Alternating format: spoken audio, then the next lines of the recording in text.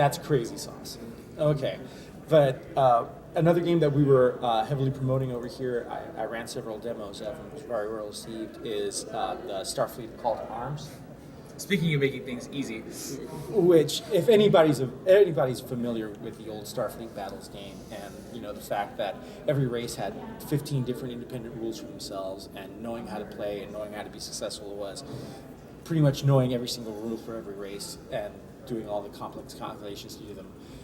This game actually completely tears that entire thing down. What you have is special commands that you can give any ship that will alter what it can do, such as giving you more power to shields, overloading your photon torpedoes, so on and so forth. All these things that were considered to be specific rules for specific weapon systems or races have actually been made to broad general rules that can be mixed and matched and applied to different ships of all the prospective fleets. And on top of that, there are a set of statistics that can be mixed and matched and added to different weapon systems, like multi-hit, which basically just is a multiplier to the number of hits that are scored for that weapon system. So if you have a photon torpedo has multi-hit 4. If you have a disruptor, you have multi-hit 2. So those weapons are obviously more devastating, but you don't have to have a special rule on exactly how a disruptor or a photon torpedo works. It just does more damage, and the effect is there. So the game moves very quickly and very easily. Mike actually did a great job with using Excel to create some record sheets for a lot of the ships, and I'm going to be making those available in PDF on the website for you guys to check out. But I would definitely go on to mongoosegames.com and Mongoose Publishing. mongoosepublishing.com and check out that new Starfleet Battles. And it's based on the Call to Arms systems that actually has already been used with other Starfleet-based games. Not only that, is the game, it was actually designed in conjunction with Amarillo Design Bureau, so any of you Starfleet Battle guys can probably find it over there if you haven't already. Exactly, and since they have the exclusive license to the Starfleet universe, you can find everything from GURPS role-playing game using Star Trek universe, all the way to yeah, they have a GURPS version of that, and actually there's several. I think they have a D20 modern version of that as well. But they also have board games and other games that are based in the Star Trek universe that are really fun to watch. And also, once again, we had Mike running Force on Force, which was very well received. We had a lot of people playing that. It was super fun. And he managed to pick up some really cool painted tank models, so you saw a lot of infantry and tanks out there. And also the very nifty mats from Hot Mats that have been provided by them for us, and also the terrain that was provided by these guys? GameCraftMinis.com.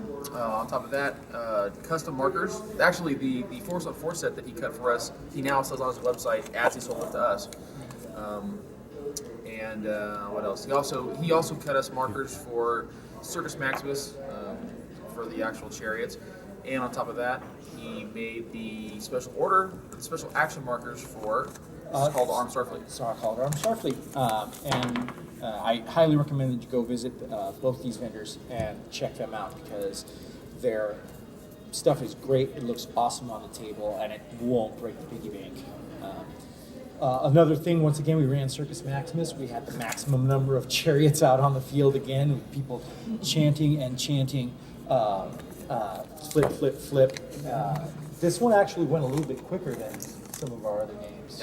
We set a new record of deaths before the first turn was completed. The first lap was completed at 16, which, for those of you bad at math, is 2/3 of the starting field were out in the first 3 hours.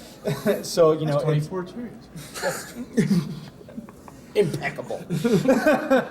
which honestly is pretty ridiculous. And after that game goes a whole lot faster. Given the fact that I'm up at 6 in the morning to get stuff ready for this, I did not stay for the end. Although it was kind of funny that the guy who won was the first guy to actually come up to me and make a chariot. So Yeah. if anything else, he stayed from the very beginning to the very end, and at the very least earned it, and earned the wonderful wreath that my wife made. Laurels of victory. Yeah. Laurels of victory.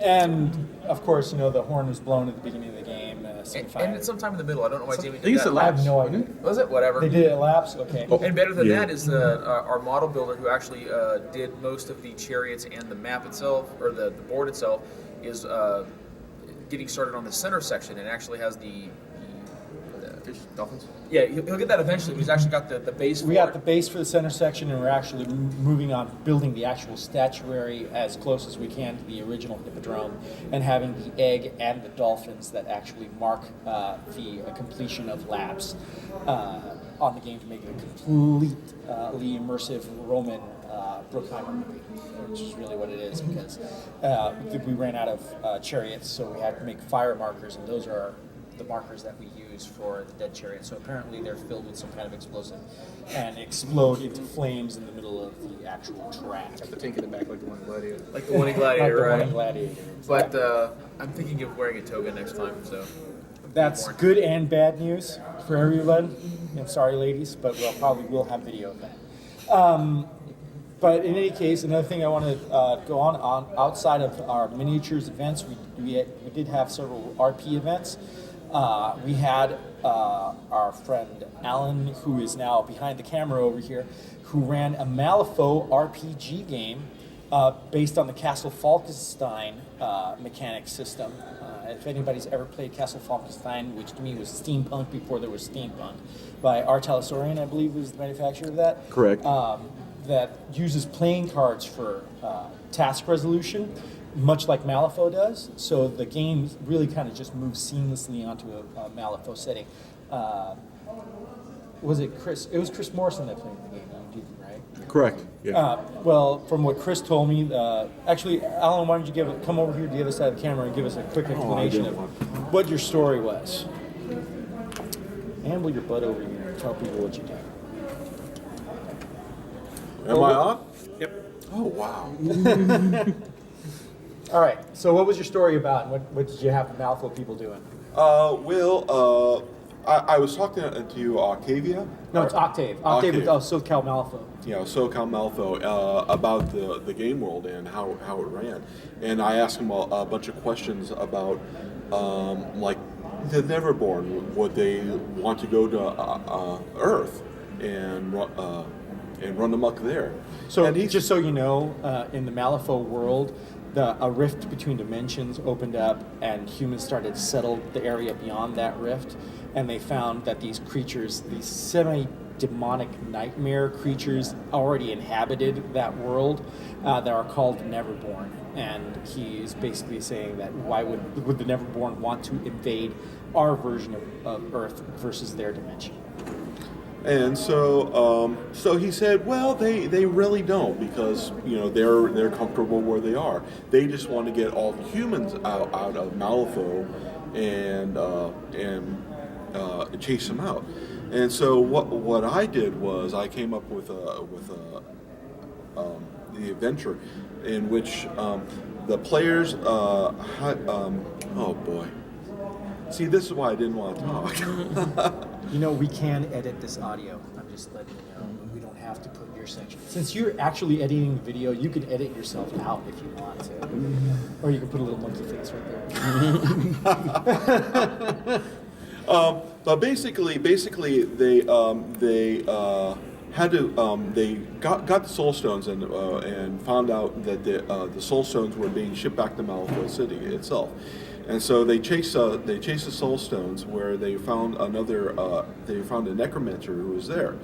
I had the thousands of bodies that were there 100 years ago when Malifaux first opened up. First settled, yeah.